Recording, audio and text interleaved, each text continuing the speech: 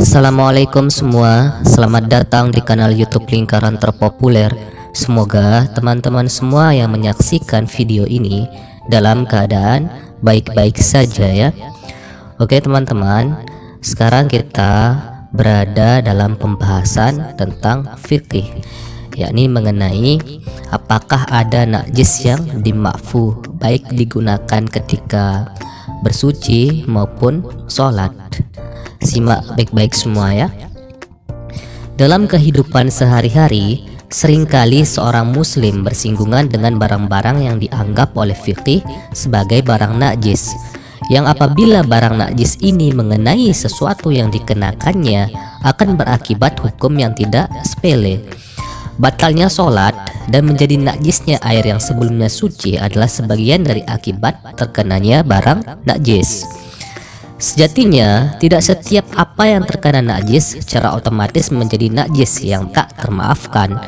Di dalam fikih mazhab Syafi'i, ada beberapa barang najis yang masih bisa dimaafkan dan ada juga yang sama sekali tidak bisa dimaafkan. Dalam fikih, najis yang bisa dimaafkan dikenal dengan istilah ma'fu. Syekh Nawawi Al-Bantani di dalam kitabnya Kasyifatus Saja memaparkan 4 kategori najis dilihat dari segi bisa dan tidaknya najis tersebut dimaafkan. Beliau menuturkan sebagai berikut. Yang pertama, najis yang tidak dimaafkan baik ketika mengenai pakaian maupun ketika mengenai air. Yang termasuk najis dalam kategori ini adalah umumnya barang-barang najis yang dikenal secara umum oleh masyarakat, seperti air kencing, kotoran manusia, binatang, darah, bangkai, dan lain sebagainya. Apabila najis-najis ini mengenai pakaian atau air, maka tidak dimaafkan. Pakaiannya menjadi najis dan harus disucikan sebagaimana mestinya. Airnya juga menjadi air najis yang tidak dapat lagi digunakan untuk bersuci atau keperluan lain yang membutuhkan air suci atau air mutlak. Yang kedua, najis yang dimaafkan baik ketika mengenai air maupun ketika mengenai pakaian. Yang masuk dalam kategori ini adalah najis yang sangat kecil sehingga tidak terlihat oleh mata yang normal. Sebagai contoh adalah ketika seseorang buang air kencing dengan tanpa benar-benar melepas pakaiannya, bisa jadi ada cipratan air dari air kencingnya yang sangat lembut yang tidak terlihat mata mengenai celana atau pakaian lain yang dikenakan.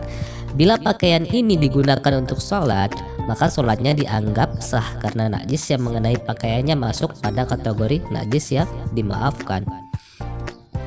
Yang ketiga, najis yang dimaafkan ketika mengenai pakaian namun tidak dimaafkan ketika mengenai air. Barang najis yang masuk dalam kategori ini adalah darah dalam jumlah yang sedikit. Darah yang sedikit volumenya bila mengenai pakaian maka dimaafkan najisnya. Bila pakaian itu dipakai untuk sholat, maka sholatnya masih dianggap sah. Sebaliknya, bila darah ini mengenai air, tidak bisa dimaafkan najisnya, meski volumenya hanya sedikit. Dengan demikian, air yang menjadi najis karena terkena darah yang sedikit ini tidak bisa digunakan untuk bersuci atau keperluan lain yang memerlukan air yang suci. Lalu bagaimana ukuran darah bisa dianggap sedikit atau banyak? Syekh Syihab Ar-Romli sebagaimana dikutip oleh Syekh An-Nawawi Al-Bantani menuturkan bahwa ukuran sedikit dan banyak itu berdasarkan adat istiadat. Noda yang mengenai sesuatu dan sulit untuk menghindarinya maka disebut sedikit. Yang lebih dari itu disebut banyak. Namun ada juga yang berpendapat bahwa yang disebut banyak itu seukuran genggaman tangan, seukuran lebih dari genggaman tangan atau seukuran lebih dari satu kuku. Lihat Muhammad An-Nawawi Al-Jawi Kasyifatus Saja. Keempat, najis yang dimaafkan ketika mengenai air namun tidak dimaafkan ketika mengenai pakaian. Yang termasuk dalam kategori ini adalah bangkai binatang yang tidak memiliki darah pada saat hidupnya, seperti nyamuk, kecoa, semut, kutu rambut, dan lain sebagainya. Bangkai binatang-binatang ini bila mengenai air dimaafkan najisnya. Namun bila mengenai pakaian maka tidak dimaafkan najisnya. Sebagai contoh, apabila Anda melakukan sholat dan melihat di pakaian yang Anda kenakan ada semut yang mati, maka sholat Anda batal bila tak segera membuang bangkai semut tersebut. Ini karena bangkai binatang yang tak berdarah tak bisa dimaafkan najisnya bila mengenai pakaian. Masalah ini perlu diketahui oleh setiap muslim, mengingat sangat sering bersinggungan dalam kehidupan sehari-hari, terlebih memberikan dampak pada sah tidaknya ibadah yang dilakukan. Nah, itu penjelasan beberapa najis yang tidak dapat dimaafu dan dapat dimaafu. Semoga bermanfaat. Wallahu a'lam bishawab. Hadanallahu wa iyyakum ila sabilil falah wal muwaffiq ila aqwamit thoriq. Assalamualaikum warahmatullahi taala wabarakatuh.